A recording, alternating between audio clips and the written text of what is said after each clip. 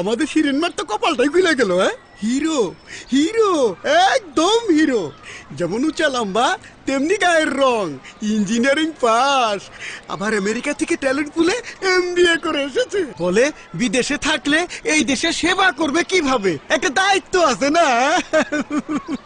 আধুনিক ছেলে, ছেলে 99% ভালো, শুধুমাত্র ওই নাইট ক্লাবে যায় আর কি।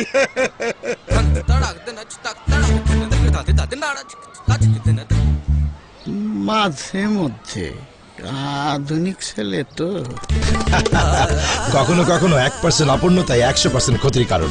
যেমন বাড়ি তৈরিতে স্টিল, একেএস টিএমটি বার তৈরি হয় 100% পরিশোধিত স্টিল থেকে।